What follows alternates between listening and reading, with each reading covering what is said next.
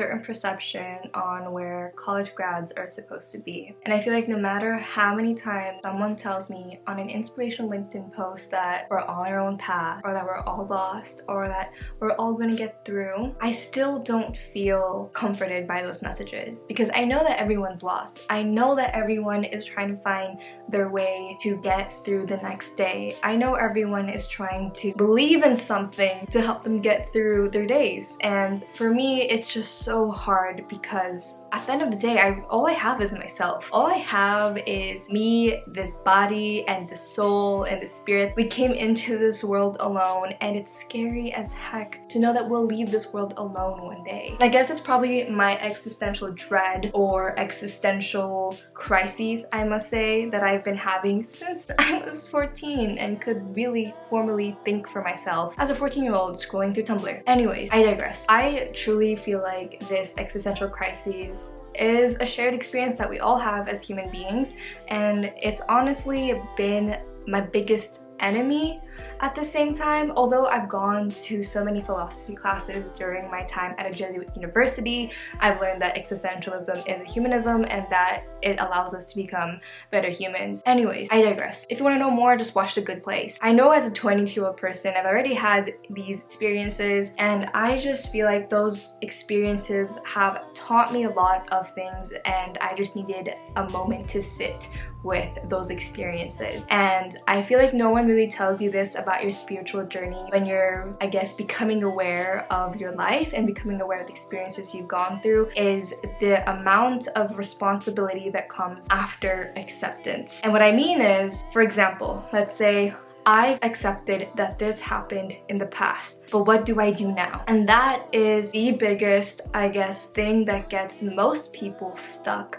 in where they are, is that immense responsibility that almost paralyzes them or stops them from taking any action. And I feel like I'm currently in that position where I've been able to reflect on my past actions, achievements, and overall life, and kind of feel stuck in this present moment, not knowing how to move forward. And I'm just having the most difficult time being present in my body, being present in this moment with my family and my friends and people who care about me, when I am going through the motions of a 9-to-5 and going through the motions of scrolling on social media. Because believe it or not, I love instant gratification, and it's so hard for me to sit down and enjoy the process. For example, there was this one time when I was following a Bob Ross tutorial on how to paint this mountain, and I just watched the video and kind of followed what Bob Ross was doing. He told me to pick up phthalo blue and this color and that green and mix it up and do little dashes on the canvas. And it was stressing me out because Bob Ross was going at a very fast pace for me. And when Bob Ross was a step or few steps ahead of me,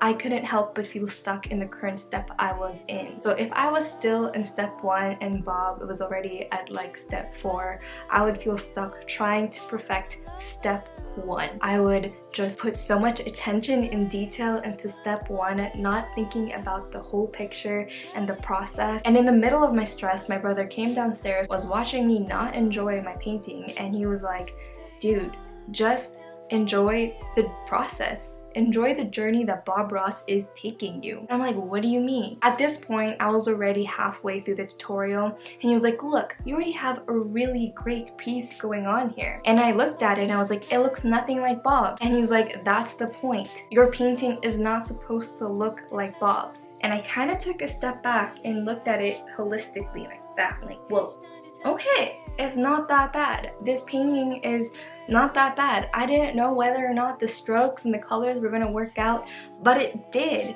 And I was really surprised that it did when I took a moment to be in the present moment, get away from my work, and just see it for what it was. And I was like, oh my god, it is okay, it's fine. And from that moment I realized if I just enjoyed the process of painting, not worrying whether or not my painting looked like Bob's, or if it was gonna look like Bob's, or if Bob was a few steps more ahead of me, I could have actually created a better painting that I had done at that moment. But I'm not gonna regret if that painting was to be better, but I realized just how talented I was in that moment and what I could create, and I just really had to affirm myself in that moment that I was creating something beautiful. And who am I? A novel artist, not even an artist, a novel person trying to learn how to paint, to compare myself to Bob Ross, who's done seasons of public episodes of teaching other people to paint.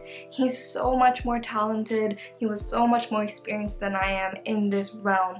So obviously I was not going to make a painting just like Bob's at my first try. It's literally acknowledging the fact that I am going to get there as long as I enjoy what I'm doing now.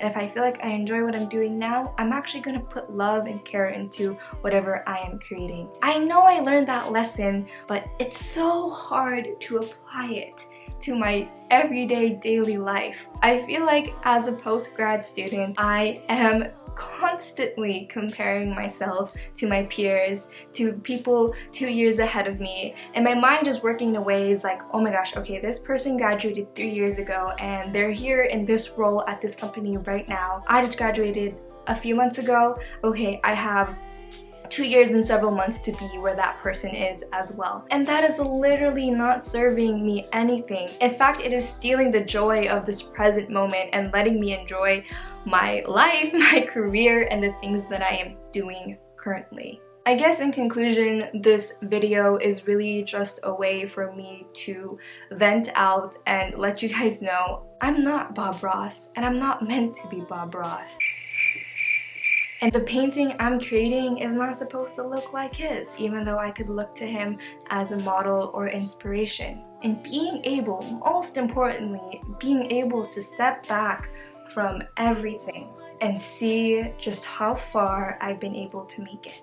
There's this infographic that me and my guy friend always gush over, and it's this picture of this person trying to climb a mountain, and it's like kind of like that. I'll put a graphic here, but basically this person is kind of halfway through the mountain and he's looking at the top, and that person is saying, wow, I have such a long way to go, without turning back and seeing how far he's actually gone through. I'm that person right now, and I'm constantly looking up, not being able to look back on how far I've gone. And I wish for myself to no longer be paralyzed at how much I have to get done in order to be where I need to be, because who knows what tomorrow may bring for me. I hope you guys enjoyed this video. It's a little ramble, and watch out for the next video.